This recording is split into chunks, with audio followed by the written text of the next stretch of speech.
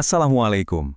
Kalau Anda sedang menyimak bahasan ini, kemungkinan besar Anda atau mungkin seseorang yang Anda kenal lagi ngerasain beratnya beban pinjaman online. Anda nggak sendirian kok, dan yang paling penting, selalu ada jalan keluar. Yuk kita telusuri bareng-bareng jalan keluar yang insya Allah adil dan penuh rahmat sesuai dengan prinsip syariah. Pernah nggak sih ngerasa cemas setiap kali telepon berdering? Atau mungkin udah sampai tahap putus asa lihat angka utang yang kok kayaknya nambah terus, nggak ada habisnya? Perasaan terjebak ini nyata, dan mengakuinya adalah langkah pertama yang paling penting. Kabar baiknya, ada solusi mendasar yang beda banget dari apa yang ngejerat Anda saat ini. Oke, pertama-tama kita harus kenalan dulu nih sama musuh yang lagi kita hadapi, jeratan utang pinjaman online. Soalnya, di balik janji kemudahan dan transaksi yang cepet banget, ada dampak nyata yang seringkali nggak kita pikirkan di awal. Coba lihat daftar ini deh. Mungkin ada beberapa atau bahkan banyak yang klik banget sama kondisi Anda sekarang, ya kan? Jeratan pinjol tuh bukan cuma soal duit, tapi ini krisis kesehatan mental, stres, panik, rasa malu yang luar biasa, sampai tekanan yang bisa ngerusak keharmonisan rumah tangga. Ini bukan lagi soal angka, tapi soal ketenangan hidup kita yang direnggut paksa. Nah, sekarang kita coba gali lebih dalam lagi. Kita mau lihat akar masalah yang sesungguhnya. Karena masalahnya tuh bukan cuma di pinjamannya, tapi di sistem bunganya itu loh. Yuk kita bahas bahaya riba yang tersembunyi di balik semua ini. Jadi riba itu apa sih sebenarnya? Gampangnya gini, riba itu setiap tambahan yang disyaratkan dari pokok utang. Islam itu melarang riba dengan sangat tegas, dan itu bukan tanpa alasan. Karena riba ini menciptakan keuntungan yang cuma sepihak, mengeksploitasi kebutuhan orang lain, dan merusak prinsip keadilan dalam interaksi ekonomi kita, atau yang dikenal sebagai muamalah. Dan ini bukan sekedar opini ya, ini perintah langsung dari Allah di Al-Quran. Ayat ini jelas banget, janganlah kamu memakan riba dengan berlipat ganda. Wah, ini kedengarannya familiar banget ya, kayak bunga pinjaman online yang nggak berhenti-berhenti nambah. Larangan ini sebenarnya adalah bentuk perlindungan dari Allah, supaya kita nggak saling menzolimi dan bisa meraih keberuntungan yang sejati. Coba kita renungin sejenak, betapa beratnya dosa riba digambarkan dalam hadis ini. Perumpamaan yang dipakai itu nunjukin betapa seriusnya masalah riba ini. Serius, ini bukan lagi soal finansial semata, tapi udah masuk ke ranah spiritual yang paling fundamental. Ini tuh kayak pengingat yang keras banget buat kita supaya segera bertaubat dan cari jalan keluar. Oke, setelah kita tahu bahayanya, sekarang kita ngomongin solusinya. Kadang-kadang, orang dengar kata syariah, langsung mikirnya, wah, aturan ketat nih.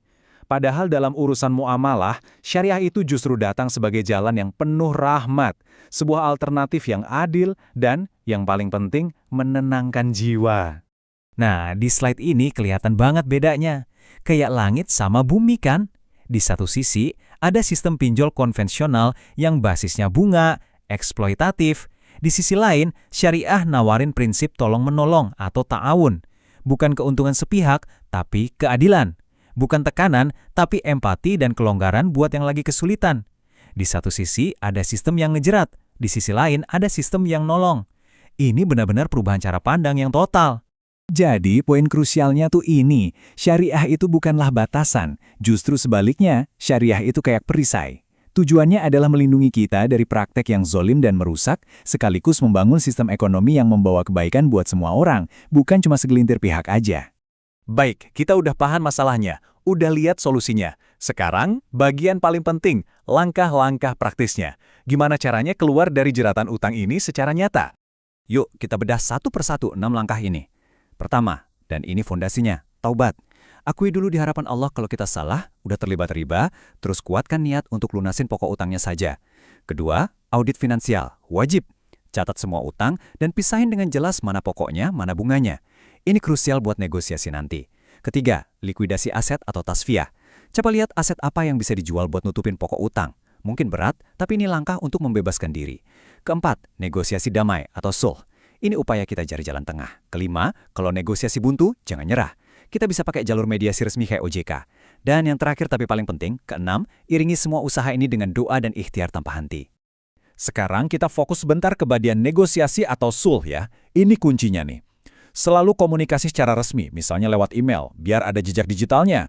Sampaikan kondisi Anda apa adanya, jujur, nggak perlu dilebih-lebihkan. Inti dari proposal Anda adalah, saya berkomitmen melunasi sisa pokok utang dan saya memohon penghapusan seluruh denda dan bunga. Dan ingat, Anda punya dasar hukum. Sebutin regulasi OJK soal penagihan yang beretika. Ini nunjukin kalau Anda tahu hak Anda.